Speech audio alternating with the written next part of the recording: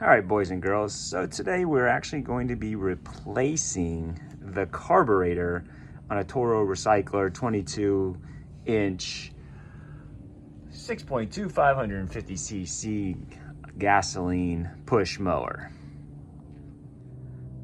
So when it comes to lawn mowers and push mowers like this, eventually, you know, the carburetors end up going, bad fuel, water in there, some sort of debris gets inside the ejector lines.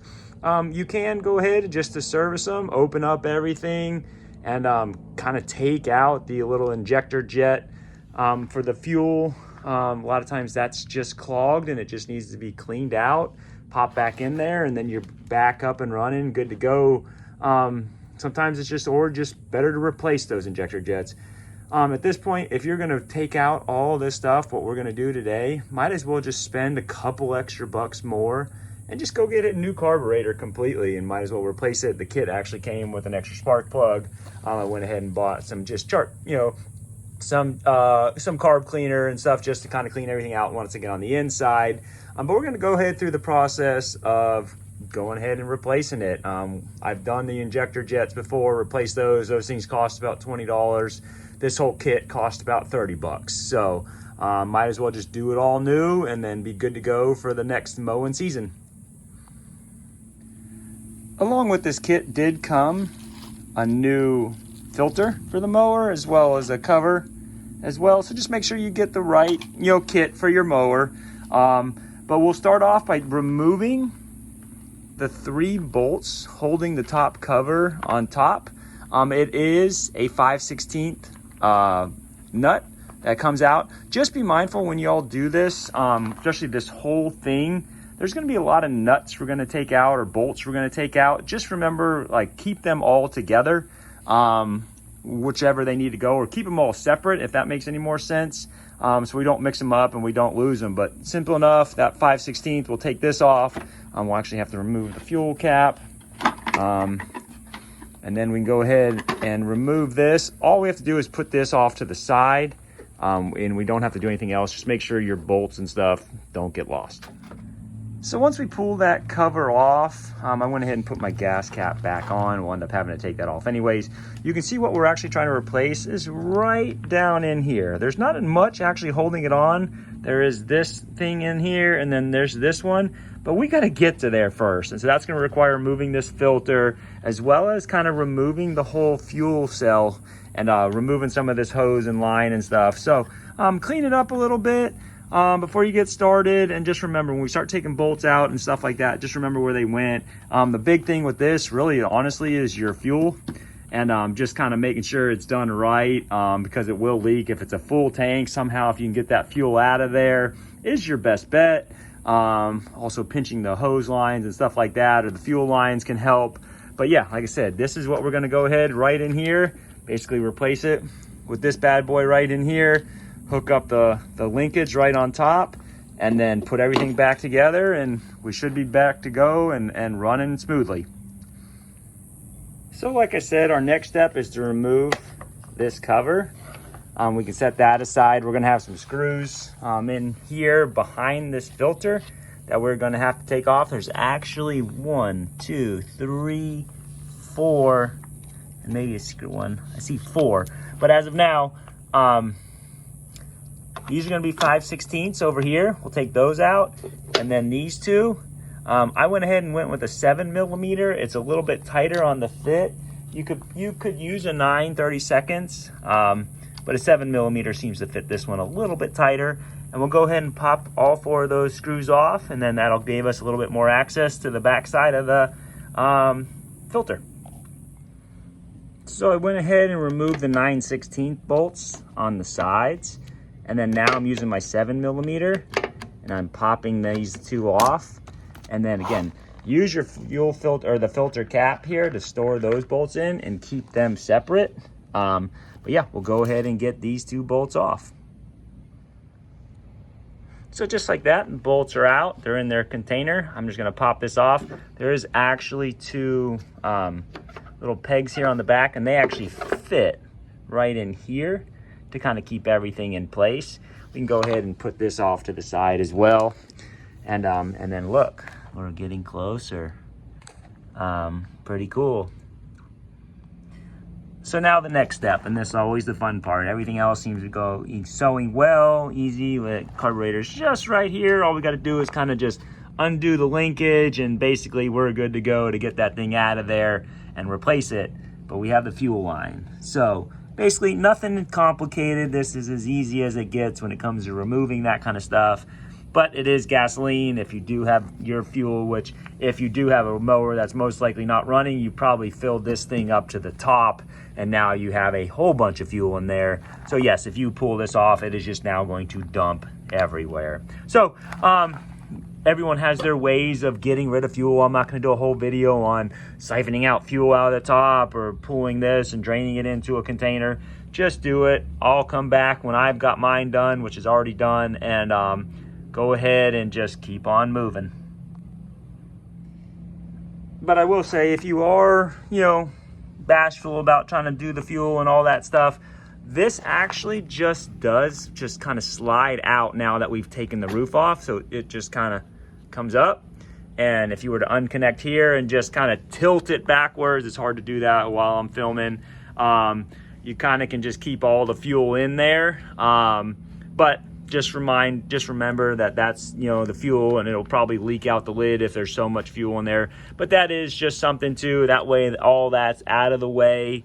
But this thing does slide out, in case anyone didn't know. This just slides up and out of the way, and then you can just connect here, disconnect here. But just another little additive in case anyone didn't know. And just like that, it's off. All I honestly did, to be honest with you, is pull that out. You have some room to pinch that, move it off, turn it sideways, and just with a slight little drizzle, dripping, it just disconnects. I have it set up over here. Yes, the tank does have some gasoline in there, but just set it up, prop it up. It ain't going anywhere. Gas is still in there. There's my carburetor that I'm replacing, with the seal and gasket and stuff, and then just the linkage up here. And this thing's basically free floating in here. Just honestly, a big tip is to take a picture of your linkage, just so you kind of know. It's literally just 1 and 2 type of stuff. Don't mess with your springs and stuff like that. All that's kind of reset up and set up for you. So just be mindful of the orientation of your whole carburetor. And again, a lot easier than taking this thing apart, replacing or cleaning out the injector jet on the inside. That thing costs $20. This whole kit, $25 with a spark plug and some extra line and a filter. Come on, you can't beat that. So here we go. And again, there is no more screws at this point. This thing is just kind of locked in there.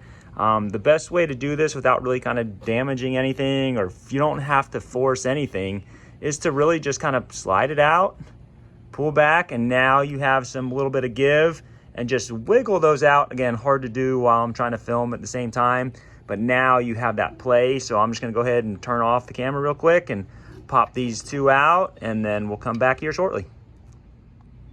And there it is, folks. Just popped them out. As soon as I pulled it up, had a little bit of leverage with 2 hands. Was able to pop those 2 springs out. Not springs, but just metal rods, and then tensioner rods. And that's it. This will probably have a little bit of fuel in it as well, so be mindful of that. Don't just throw it in your trash can at your house. Go ahead and dispose of that fuel properly. But yeah, go ahead and get rid of this thing. So in with the new, out with the old. Take this little booger. I went ahead, it didn't have like the little sealer in there, so I went ahead and installed that real quick, super easy. And then yeah, you basically slide this thing back in. You'll see there's the hole on the back, matches up basically right in with your hole up there, and that just slides right in like that. What I would suggest, again, I just showed that as a demonstration. Go ahead and hook up your 2 linkages first, and then go ahead and slide it in. But yeah, simple as that. And pretty simple. Everything was just kind of set back into place. The 2 rods were put back in, and then just slid it back in and connected with the hose connector in the back. And now we're ready to kind of do everything that we did already, just backwards. And but carburetors replaced, and easy. I'd much rather do this than take apart this thing to get to the injector jets and clean those out just to save a couple bucks, and then turns out those things will just clog again. Might as well just replace it. So my next step is to just reattach the fuel cell, which would be back up into here, the hose line. I am just going to drain, you know, the last little bit of this into my gas can, so then that way I have this is just purely empty, because if I do now kind of slide this unit back in with that little bit of gas in there, it will come out of my hose, and just kind of, you know, the less gas I spill, the better. And then we'll just reattach the gas tank, just set it right back into these grooves up here. But yeah, that's my plan, just to dump it in there.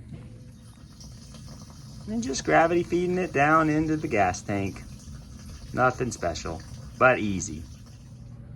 So truly not that complicated. Went ahead, you know, drain the rest of the fuel. There's a little bit, kind of little nooks and crannies in there that the fuel will actually get into. Put it in my container. I'm actually just going to dispose of that gasoline.